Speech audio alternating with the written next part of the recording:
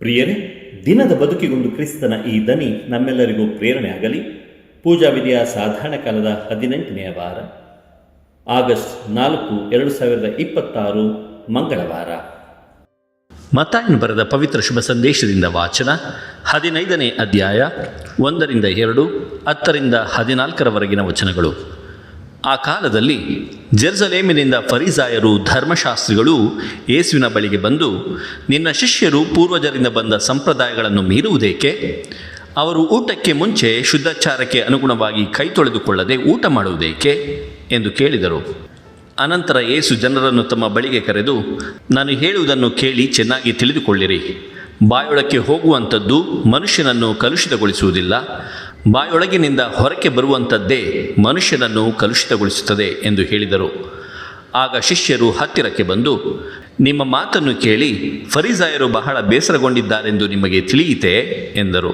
ಅದಕ್ಕೆ ಯೇಸು, ನನ್ನ ಪರಮಪಿತನು ನೆಡದ ಗಿಡಗಳನ್ನೆಲ್ಲ ಬೇರು ಸಹಿತ ಕಿತ್ತು ಹಾಕಲಾಗುವುದು. ಅವರನ್ನು ಅವರಷ್ಟಕ್ಕೆ ಬಿಡಿ. ಅವರು ಕುರುಡರು, ಮತ್ತೊಬ್ಬರಿಗೆ ದಾರಿ ತೋರಿಸಲು ಹೋಗುತ್ತಾರೆ. ಕುರುಡನು ಕುರುಡನಿಗೆ ದಾರಿ ತೋರಿಸಿದರೆ ಇಬ್ಬರು ಹಳ್ಳದಲ್ಲಿ ಬೀಳುತ್ತಾರಷ್ಟೇ ಎಂದರು. ಪ್ರಭುವಿನ ಶುಭ ಸಂದೇಶ. ಕ್ರಿಸ್ತರೇ ನಿಮಗೆ ಸ್ತುತಿ ಸಲ್ಲಲಿ. ಚಿಂತನೆ. ಬಾಹ್ಯ ಶುದ್ಧತೆಯ ಆಡಂಬರ ಬೇಡ, ಮಾತು ಹೃದಯದ ಪಾವಿತ್ರ್ಯವಿರಲಿ. ಪ್ರಭು ಯೇಸು ಕ್ರಿಸ್ತರಲ್ಲಿ ಆತ್ಮೀಯರೇ, ಮಾನವ ಸಂಸ್ಕೃತಿಯಲ್ಲಿ ಧರ್ಮ ಮತ್ತು ಆಚಾರ ವಿಚಾರಗಳು ಮನುಷ್ಯನ ಮನಸ್ಸನ್ನು ಪವಿತ್ರಗೊಳಿಸಲು ಬಂದವು. ಆದರೆ ಕಾಲಕ್ರಮೇಣ ಮನುಷ್ಯನು ತನ್ನ ಒಳಗಿನ ಕಲುಷಿತ ಮನಸ್ಸನ್ನು ಮುಚ್ಚಿಟ್ಟು ಹೊರಗಿನ ಶುದ್ಧತೆಯ ನಟನೆಯಲ್ಲಿಯೇ ಮುಳುಗಿ ಹೋದನು.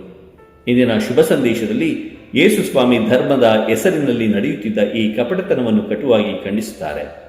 ಪ್ರಿಯರೇ, 19ನೇ ಶತಮಾನದ ಭಾರತದಲ್ಲಿ ಸಮಾಜದ ಕೆಲವು ಉನ್ನತ ವರ್ಗದ ನಾಯಕರು ಧರ್ಮ ಮತ್ತು ಶುದ್ಧಾಚಾರದ ಹೆಸರಿನಲ್ಲಿ ಅತ್ಯಂತ ಕ್ರೂರವಾದ ನಿಯಮಗಳನ್ನು ಮಾಡಿದ್ದರು.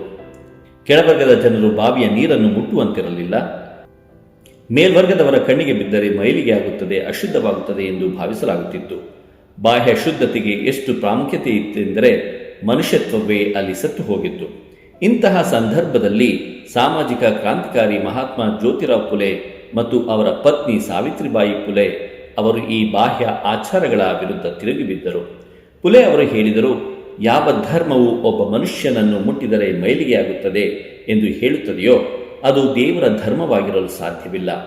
ನಿಮ್ಮ ಹೊರಗಿನ ಸ್ನಾನ ಮತ್ತು ಆಚಾರಗಳು ಮುಖ್ಯವಲ್ಲ, ನಿಮ್ಮ ಮನಸ್ಸಿನಲ್ಲಿರುವ ಜಾತಿಯ ದ್ವೇಷವೇ ನಿಮ್ಮನ್ನು ಅಶುದ್ಧಗೊಳಿಸುತ್ತಿದೆ.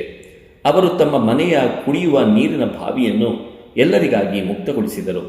ಯೇಸು ಸ್ವಾಮಿ ಇಂದಿನ ವಾಚನದಲ್ಲಿ ಫರಿಸಾಯರ ಒಣ ಶುದ್ಧಾಚಾರವನ್ನು ಖಂಡಿಸಿದಂತೆ ಜ್ಯೋತಿರಾವ್ ಫುಲೆ ಅವರು ಸಮಾಜದಲ್ಲಿದ್ದ ಕುರುಡು ನಾಯಕರ ಕೃತಕ ನಿಯಮಗಳ ಬೇರುಗಳನ್ನು ಕಿತ್ತೊಗೆಯಲು ಹೋರಾಡಿದರು. ಪ್ರಿಯರೇ, ಹೊರಗಿನ ಸ್ನಾನ, ಆಚಾರ ಅಥವಾ ಮೈಲಿಗೆಯ ಆಡಂಬರಗಳಿಗಿಂತ ಮನಸ್ಸಿನಲ್ಲಿರುವ ದ್ವೇಷ ಮತ್ತು ಜಾತಿವಾದದ ಕಸವನ್ನು ತೊಳೆಯುವುದೇ ನಿಜವಾದ ಧರ್ಮ. ಮನುಷ್ಯತ್ವವನ್ನು ಕೊಲ್ಲುವ ಕೃತಕ ನಿಯಮಗಳನ್ನು ತೊರೆದು ಆಂತರಿಕ ಪ್ರೀತಿಯಿಂದ ಪ್ರತಿಯೊಬ್ಬ ಮನುಷ್ಯನನ್ನು ಗೌರವಿಸುವುದೇ ಪಾವಿತ್ರ್ಯದ ಹಾದಿ. ಪ್ರಿಯರೇ, ಇಂದಿನ ಶುಭ ಸಂದೇಶದಲ್ಲಿ ಯೇಸು ಸ್ವಾಮಿ ಫರಿಸಾಯರನ್ನು ಮತ್ತು ಅವರ ಕಟ್ಟುನಿಟ್ಟಾದ ಮಾನವ ನಿರ್ಮಿತ ಸಂಪ್ರದಾಯಗಳನ್ನು ತನ್ನ ತಂದೆಯು ನೆಡದ ಗಿಡಗಳು ಎಂದು ಕರೆಯುತ್ತಾರೆ. ಫರಿಸಾಯರು ದೇವರ ಮೂಲ ಆಜ್ಞೆಗಳಾದ ಪ್ರೀತಿ, ಕರುಣೆ ಮತ್ತು ನ್ಯಾಯವನ್ನು ಮರೆತು ಕೇವಲ ಬಾಹ್ಯವಾಗಿ ಕೈ ತೊಳೆಯುವುದು, ಪಾತ್ರ ತೊಳೆಯುವುದು ಮುಂತಾದ ಶುದ್ಧಾಚಾರದ ಕಟ್ಟುಪಾಡುಗಳಿಗೆ ಅತಿಯಾದ ಪ್ರಾಮುಖ್ಯತೆ ನೀಡಿದ್ದರು. ಪ್ರಿಯರೇ, ಯೇಸು ಬಳಸುವ ಬೇರು ಸಹಿತ ಕಿತ್ತು ಹಾಕಲಾಗುವುದು ಎಂಬ ಮಾತು ಹಳೆಯ ಒಡಂಬಡಿಕೆಯ ಪ್ರವಾದಿಗಳ ಶೈಲಿಯಲ್ಲಿದೆ. ದೇವರ ಹೆಸರಿನಲ್ಲಿ ಮನುಷ್ಯರನ್ನು ಕೀಳಾಗಿ ಕಾಣುವ ಮತ್ತು ಕೇವಲ ಹೊರಗಿನ ಆಡಂಬರವನ್ನು ಪ್ರೀತಿಸುವ ಇಂತಹ ಆಚರಣೆಗಳ ಬೇರುಗಳು ದೈವಿಕವಲ್ಲ. ಅವು ಕೇವಲ ಮಾನವ ಅಹಂಕಾರದ ಸೃಷ್ಟಿ. ಹೃದಯ ಶುದ್ಧವಿಲ್ಲದೆ ಬಾಹ್ಯವಾಗಿ ಪವಿತ್ರರಂತೆ ನಟಿಸುವ ನಾಯಕರು ಕುರುಡರು. ಅವರು ಧರ್ಮದ ಹೆಸರಿನಲ್ಲಿ ಜನರನ್ನು ತಪ್ಪು ಹಾದಿಗೆ ಎಳೆದು ತಾವು ನಾಶವಾಗಿ ಸಮಾಜವನ್ನು ಹಳ್ಳಕ್ಕೆ ತಳ್ಳುತ್ತಾರೆ ಎಂಬುದು ಇಲ್ಲಿನ ತೀಕ್ಷ್ಣವಾದ ಎಚ್ಚರಿಕೆ.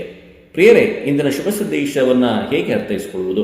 ಮೊದಲನೆಯದಾಗಿ, ನಾವು ತಿನ್ನುವ ಆಹಾರ ಹೊಟ್ಟೆಯನ್ನು ಸೇರಿ ವಿಸರ್ಜನೆ ಆಗುತ್ತದೆ. ಅದು ಆತ್ಮವನ್ನು ಕಲುಷಿತಗೊಳಿಸುವುದಿಲ್ಲ. ಆದರೆ ನಮ್ಮ ಬಾಯೊಳಗಿಂದ ಹೊರಗೆ ಬರುವ ಮಾತುಗಳು, ಅಂದರೆ ಸುಳ್ಳು, ನಿಂದನೆ, ಕೋಪ, ಚಾಡಿ ಮತ್ತು ದ್ವೇಷ, ಇವು ಮನುಷ್ಯನ ಒಳಗಿನ ಹೃದಯದ ಕೊಳಕು. ಇವೇ ನಮ್ಮನ್ನು ದೈವಿಕ ದೃಷ್ಟಿಯಲ್ಲಿ, ಅಂದರೆ ದೇವರ ದೃಷ್ಟಿಯಲ್ಲಿ ಅಶುದ್ಧವನ್ನಾಗಿ ಮಾಡುತ್ತವೆ. ಎರಡನೆಯದಾಗಿ, ಯೇಸುವಿನ ಕಟ್ಟು ಸತ್ಯವನ್ನು ಕೇಳಿ ಫರಿಸಾಯರಿಗೆ ಕೋಪ ಬರುತ್ತದೆ.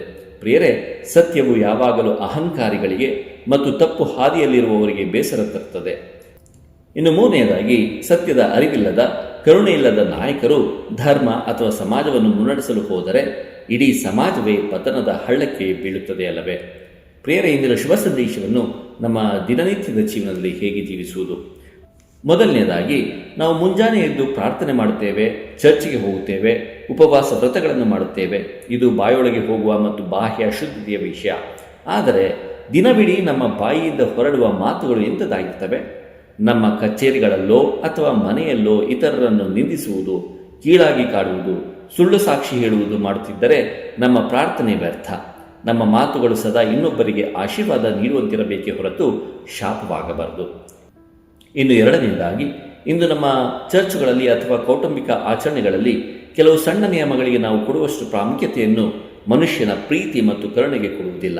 ಯಾರೋ ಒಬ್ಬ ಬಡವ ಅಥವಾ ಅಸಹಾಯಕ ಚರ್ಚಿನ ಯಾವುದೋ ಒಂದು ಸಣ್ಣ ಶಿಸ್ತನ್ನು ಉಲ್ಲಂಘಿಸಿದಾಗ ನಾವು ಆತನನ್ನು ಅಪರಾಧಿಯಂತೆ ನೋಡ್ತೇವೆ. ದೇವರು ನಮ್ಮ ಹೃದಯದ ಪಾವಿತ್ರ್ಯವನ್ನು ನೋಡುತ್ತಾರೆಯೇ ಹೊರತು ಬಾಹ್ಯ ಆಡಂಬರವನ್ನಲ್ಲ ಎಂಬುದನ್ನು ಯೇಸು ಇಂದಿನ ಶುಭ ಸಂದೇಶದಲ್ಲಿ ನಮ್ಮೆಲ್ಲರಿಗೆ ನೆನಪಿಸುತ್ತಿದ್ದಾರೆ. ಇನ್ನು ಮೂರನೆಯದಾಗಿ, ಇಂದು ಸಾಮಾಜಿಕ ಜಾಲತಾಣಗಳಲ್ಲಿ ಅಥವಾ ಸಮಾಜದಲ್ಲಿ ನೂರಾರು ಮಂದಿ ನಾಯಕರು ಸಿಗುತ್ತಾರೆ. ಯಾರು ದ್ವೇಷ ಬಿತ್ತುತ್ತಾರೋ, ಯಾರು ತಪ್ಪು ಹಾದಿ ತೋರಿಸುತ್ತಾರೋ ಅಂತಹ ಕುರುಡು ನಾಯಕರನ್ನು ನಾವು ಕುರುಡರಂತೆ ಅನುಸರಿಸಬಾರದು. ವಿವೇಚನೆಯಿಂದ ಕ್ರಿಸ್ತನ ಪ್ರೀತಿಯ ಬೆಳಕಿನಲ್ಲಿ ಸತ್ಯದ ಹಾದಿಯನ್ನು ಆರಿಸಿಕೊಳ್ಳಬೇಕು. ಪ್ರಿಯರೇ, ನಮ್ಮ ಭಕ್ತಿಯು ಕೇವಲ ಹೊರಗಿನ ಪ್ರದರ್ಶನಕ್ಕಷ್ಟೇ ಸೀಮಿತವಾದರೆ ಅದು ಯೇಸು ಖಂಡಿಸಿದ ಫರಿಸಾಯರ ಒಣ ಶುದ್ಧಾಚಾರವಾಗುತ್ತದೆ. ಕೇವಲ ಹೊರಗಿನ ಕೈಗಳನ್ನು ತೊಳೆಯುವುದಕ್ಕಿಂತ ಹೆಚ್ಚಾಗಿ ನಮ್ಮ ಹೃದಯದಲ್ಲಿರುವ ದ್ವೇಷ, ಅಹಂಕಾರ ಮತ್ತು ಕೋಪದ ಕೊಳಕನ್ನು ತೊಳೆಯುವುದೇ ನಿಜವಾದ ಶರಣಾಗತಿ. ಕುರುಡು ಸಂಪ್ರದಾಯಗಳ ಹಾಗೂ ಕುರುಡು ನಾಯಕರ ದ್ವೇಷದ ಜೈಲಿನಿಂದ ಹೊರಬಂದು ನಮ್ಮ ಪ್ರತಿದಿನದ ಮಾತು, ಚಿಂತನೆ ಮತ್ತು ನಡವಳಿಕೆಯ ಮೂಲಕ ಕ್ರಿಸ್ತನ ಪರಿಶುದ್ಧ ಪ್ರೀತಿಯನ್ನು ಸಮಾಜದಲ್ಲಿ ಬಿತ್ತೋಣ. ಆಂತರಿಕ ಹೃದಯ ಪಾವಿತ್ರತೆಯಿಂದ ಪ್ರಭುವಿಗೆ ಪ್ರಿಯವಾದ ಹಿಂಬಾಲಕರಾಗೋಣ. ದೇವರು ನಮ್ಮೆಲ್ಲರನ್ನು ಆಶೀರ್ವದಿಸಲಿ. ಇದು ದನಿ ಮಾಧ್ಯಮ ಮನೆಯ ಕೊಡುಗೆ. ಧ್ವನಿ ವಂದನೆಯ ಸ್ವಾಮಿ ಶಾಂತಕುಮಾರ್ ಜೆ, ಬೆಂಗಳೂರು ಮಹಾಧರ್ಮ ಕ್ಷೇತ್ರ.